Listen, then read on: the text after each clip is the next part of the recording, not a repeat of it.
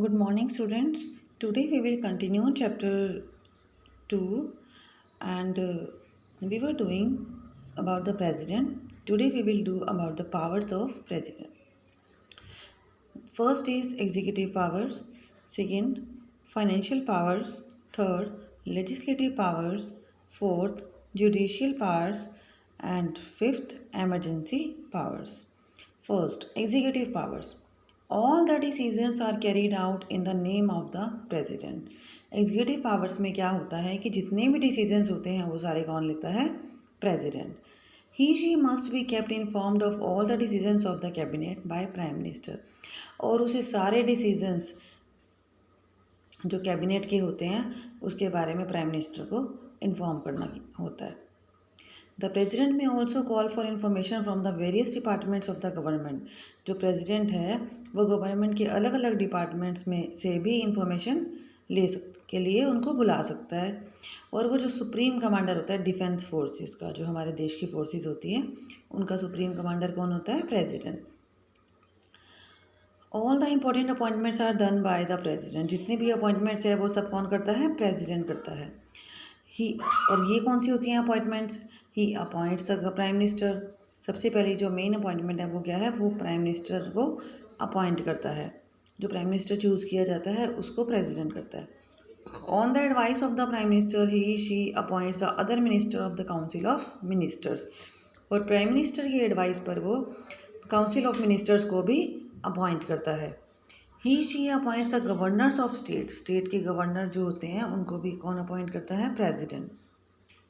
The attorney general of India, controller, auditor general of India, chairman, members of Union Public Service Commission, Chief Election Commissioner, Chief Justice of Supreme Court and High Courts, Ambassador, Diplomatic Personnel to Foreign Countries.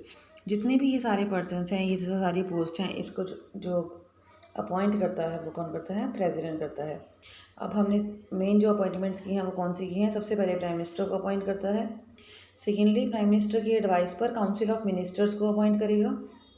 उसके बाद states of governor और ये सारे जो हैं इन सबको appoint वो करता है. Next, financial powers. Financial powers means related to finance. The presentation of the budget in the parliament is done in the name of the president. जो हमेशा बजट को पेश किया जाता है पार्लियामेंट में वो प्रेसिडेंट के नाम से किया जाता है. हमने पहले पढ़ा था कि जो बिल्स होते हैं वो 2 टाइप्स के होते हैं, मनी बिल और ऑर्डिनरी बिल. मनी बिल केवल लोकसभा में पास हो सकता है. तो जब लोकसभा में मनी बिल को इंट्रोड्यूस कराया जाता है तो प्रेसिडेंट का रिकमेंडेशन उसमें बहुत ज़रूरी होता है. मीन्स प्रेसिडेंट ने वो स्टडी किया हो. A finance commission is also appointed by the president and after every 5 years. और हर 5 साल में प्रेसिडेंट एक फाइनेंस कमीशन भी अपॉइंट करता है. ये उसके फाइनेंशियल पावर्स में इंक्लूड है. सबसे पहले बजट, उसके बाद मनी बिल और उसके बाद फाइनेंस कमीशन की अपॉइंटमेंट. ये सारे प्रेसिडेंट की फाइनेंशियल पावर्स है. Next is legislative power. The president exercise the following legislative powers. President addresses the first session of the parliament after the election. जब इलेक्शंस हो जाते हैं तो जो पार्लियामेंट की फर्स्ट मीटिंग होती है, फर्स्ट सेशन होता है, उसे प्रेसिडेंट ही एड्रेस करता है, प्रेसिडेंट उसे संबोधित करता है. He she has the power to summon और close the sessions of the parliament. वो जो पार्लियामेंट के सेशंस होते हैं उसे उसके पास पावर होती है कि वो उसे बंद भी कर सकता है, एंड कर सकता है.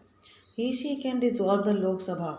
लोकसभा को भी डिज़ोल्व कर सकता है, भंग कर सकता है.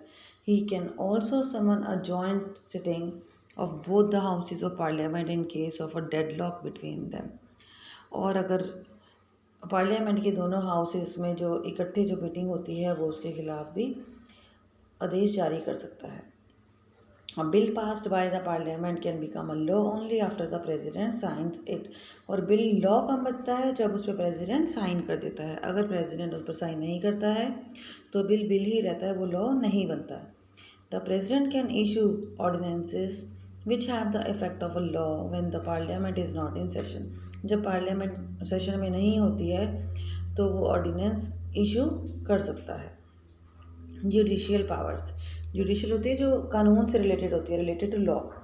The president can an appeal for mercy, reduce the sentence of और grant pardon to any person sentenced by the courts within the Indian territory.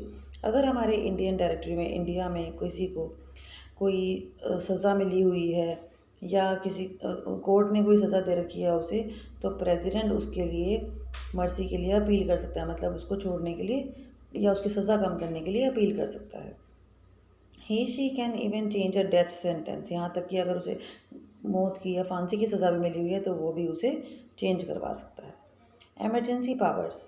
The president has certain emergency powers to deal with extraordinary situations in the center as well as in the state. अगर state में कोई ऐसी problem हो जाती है, situation create हो जाती है या सेंटर में कोई ऐसी सिचुएशन क्रिएट हो जाती है तो प्रेसिडेंट के पास एमरजेंसी पावर्स होती हैं जिसे वो यूज़ कर सकता है।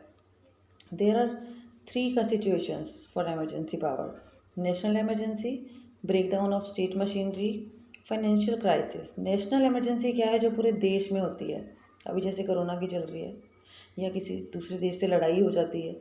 If the president thinks that the security of the country is threatened bye a war और एक्सटर्नल एग्रेशन, अगर प्रेसिडेंट को ऐसे लगता है कि कोई लड़ाई होने वाली है या दूसरे देश के साथ हमें कोई संधि करने वाली है या वहाँ की जो फोर्स है या हमारे देश की जो फोर्स है उसके कारण कोई वो प्रॉब्लम होने वाली है, तो वो एक इमरजेंसी की स्टेट डिक्लेयर कर सकता है पूरे देश में।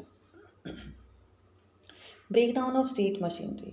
If the president is convinced that the government of a state is not being run in accordance with the constitution, अगर प्रेसिडेंट को ऐसा लगता है कि जो गवर्नमेंट है, स्टेट गवर्नमेंट है, कॉन्स्टिट्यूशन के अकॉर्डिंग नहीं चला रही है स्टेट को, वो रूल्स फॉलो नहीं कर रही है, तो वो एमरजेंसी उस स्टेट में डिक्लेयर कर सकता है, only for state. Financial crisis. If the president thinks that the financial stability of the country is threaten, अगर प्रेसिडेंट को ऐसा लगता है कि जो कंट्री की फाइनेंशियल पोजीशन है वो सही नहीं है हमारे देश की, उसमें पैसे की कमी है, तो वो क्या कर सकता है? फाइनेंशियल इमरजेंसी डिक्लेयर कर सकता है। तो ये इमरजेंसी पावर्स थी: national emergency, break down of state machinery and financial crisis. So today we have discussed about the powers of president. They were executive powers, financial powers, legislative powers, judicial powers, and emergency powers. You have to read these powers again and again to understand this. Okay, thank you.